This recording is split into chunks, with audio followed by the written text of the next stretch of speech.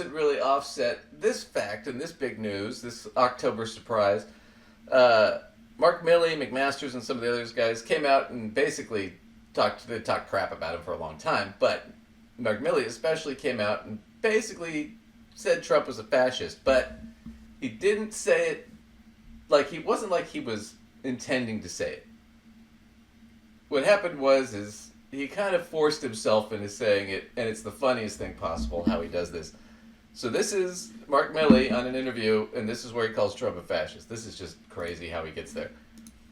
Fascism. It's a far-right, authoritarian, ultra-nationalist political ideology and movement characterized by a dictatorial leader, centralized autocracy, militarism, forcible suppression of opposition, belief in a natural social hierarchy. So certainly, in my experience, those are the kind of things that he thinks would work better in terms of running America. Right, so he's asked the definition. So they ask him, do you think he's a fascist? So he looks up the definition, reads it, and he goes, oh, all those things apply. I'm giving that kid an A. He's like, well, let's make sure we know what we're talking about here. You should watch the full interview because he goes... Oh, yeah. Checks a lot of boxes here. Well, you should watch the full interview because over the next, 5 minutes or so, he goes through and actually goes through and checks off all the boxes one at a time over the next... Does he believe in authoritarianism? Yeah. Does he want to use the military against the people? Yeah. Does he believe there's a natural social hierarchy where some people deserve more than others? Yeah. I mean, he goes through it with the interviewer over 4 or 5 minutes. It's really bad. But that was the bad part of the interview. Here's the worst part of the interview. It's a different clip, but here's the worst part of this. It's a radio interview. He commented more than once that, that Hitler did some good things too. And of course, if you know history, again, I think he's lacking in that. But if you know what Hitler was all about, it'd be pretty hard to make an argument that he did anything good. So what would you say when he said to you that Hitler did a lot of good things? Well, I tell him that. I said, sir, first of all, you should never say that. But if you knew what Hitler was all about from the beginning to the end, everything he did was in support of his racist, fascist life, philosophy, so that nothing he did you could argue was good. It was certainly not done for the right reason, and but he would occasionally say that. What would he say when you would lay that out to him? You just, that would be the end of the conversation usually. So, he's talking about all the times Trump said that Hitler was a great guy and did a lot of good things. And there's another point in this, it's a long interview, you should listen to it, but there's another point where they're asking about, there's a point where he says, you should be more like the German generals. And Milley's like, you mean like Bismarck from World War I? You mean in the 60s, 70s? He's giving him a bunch of different generals. And, no. Hitler's generals. You should be like Hitler's generals. Okay, well, what pops up in my mind is Trump's whole drain the swamp thing. I hate to say, but that doesn't sound unlike something Hitler would have been saying, his own variation of that same theme. Hitler's idea of draining the swamp is kind of what he did with all of the people he was exterminating. Yeah. Well, yeah, he says that people are destroying the blood of this country and all that. I mean, he says a lot of shit that's very Hitler-esque. And we've been making that joke for fucking years now, where the joke is Trump always picks the wrong answer. If you ask him what his favorite color is, he'll say Hitler. We've made that joke probably 100 times. And it's true. Now we have proof that that's his answer. But to Lacey's point, it is odd that a lot of things he says sound very Hitler-esque. Or sound like something Hitler would have said in a speech or something like that. I wonder why that is. Oh my gosh. Here's an article from Vanity Fair. Trump kept a volume of Hitler's speeches by his bedside. This is from 2016, when he first ran. Of all the crazy revelations about Donald Trump, arguably the one that seems most alarming is that he has a fondness for reading Hitler speeches. Now the charge was made by his first wife, Ivana, relating to his divorce proceedings, but when asked about it, Trump's denial was less than reassuring.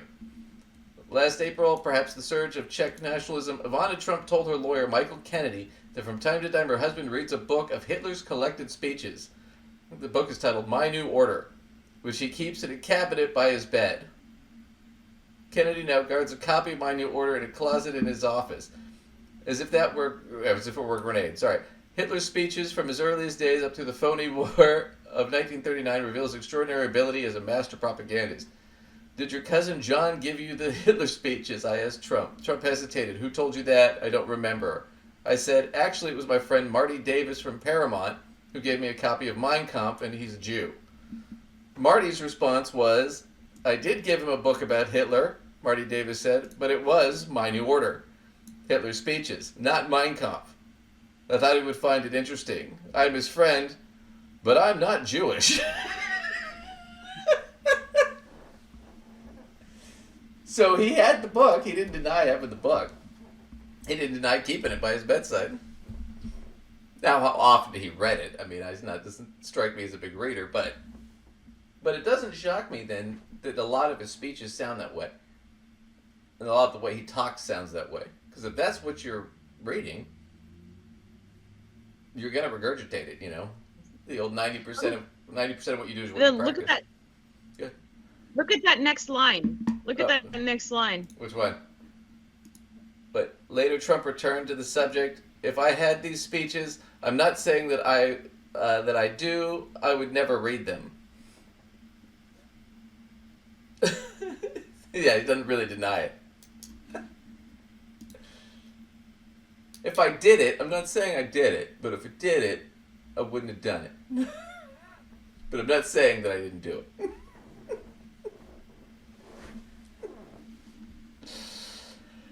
I'm not saying I just have the whole pack of condoms. Right. I mean, if I had the whole pack of condoms, I'm not saying I do, but it wouldn't be because I was going to use them.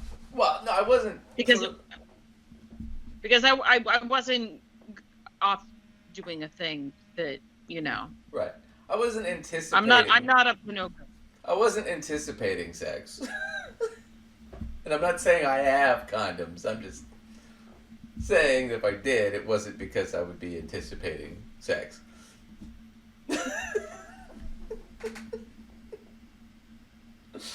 But yeah, so yep, the Hitler shit all true, I guess. Crazy, crazy, crazy.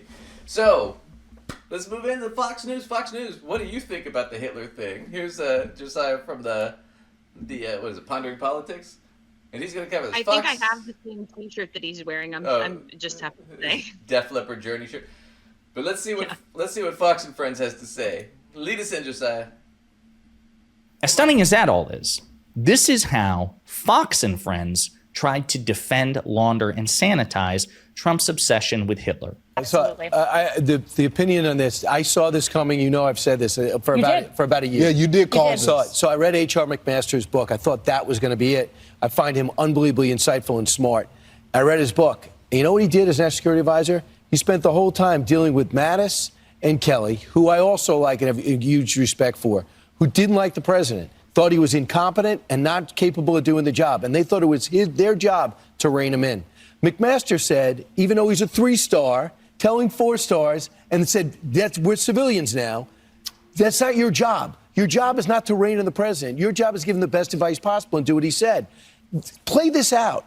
So if your general, who's your chief of staff, and your secretary of defense is not doing what you say on an everyday basis, he's like, you know, I could see him going, I love generals that listened. That would be great. Right. And he's also from a world where his company is huge, but it's a family company. Mm-hmm. So when he asked Eric or somebody to do so there's so many. So let's get into this for a second. I just want to break this down. So General McMaster's, right, was there with Milley and I forget what the other guy was. McMaster's has talked a lot about shit about Trump in the last 2 years, and he wrote a book about what a horrible president he was and how terrible he was. right? And that's what he's referring to. But he did bitch about the other two. Were like, maybe we need to rein this guy in because he's nuts. And his whole thing was, well, he's elected. We really don't have that option, right? But even then, he says, well, bottom line is they might have been right. He does say that, right? His excuse is, well, wait a minute. See, this is evidence the generals weren't listening to him. And of course, in that context, if your employees, your generals aren't listening to you, you can sit, of course, the first thing you're going to think of is, I wish you guys were more like Hitler's guys. That's his excuse.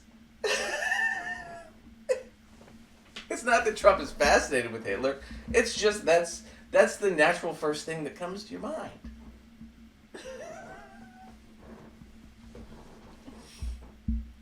Oh my gosh. You do I realize. just can't even believe. Go ahead. I mean, Fox News isn't known for making really great moves here, but that they're literally trying to help defend these Hitler Yep. things. Like, I feel like I would just be like, the best move here is silence. Let's not touch it. Yeah. You know what I mean? Or just be like, it was a faux pas, or I don't know how true it is, or whatever, and just move on. Yeah, no, you're right. But that's the thing is, he's also telling on himself, because Brian Kilmeade's sitting there going, yeah, I could see wanting to be like Hitler and have his generals. Yeah, I could see that. That's what he's saying. Oh my God, it just kills me. That's what they're doing. Look at the man on the end, looking at him like, Oh, the wait, black guy? What? Yeah, Yeah. yeah, he always looks like that on that show, man. Like, what the fuck are we talking about? I wonder how many resumes he's sending out a week, being like, "This might be a little too cuckoo for me." I mean, even if he is like a conservative type, he's constantly looking at these guys like they're a little too wackadoo. Yeah, I think right now in his mind he's thinking about, you're making $2 million a year to be the token black guy. Just shut up and take the money. That's probably what he's thinking. Because they make a ton of money on that show. Did I lose you for a second? Okay, there we go. But yeah, so that's it. So yeah, the Hitler stuff, they are really defending that. I can't believe, I mean, it's so obvious, but it's like, yeah, I mean, he's always done the Hitler shit. He wants to be Hitler. He wants to be an authoritarian. I don't know that, he knows that much about Hitler or the Holocaust or what happened. It would shock me if he did. But yeah, so it's just craziness with him.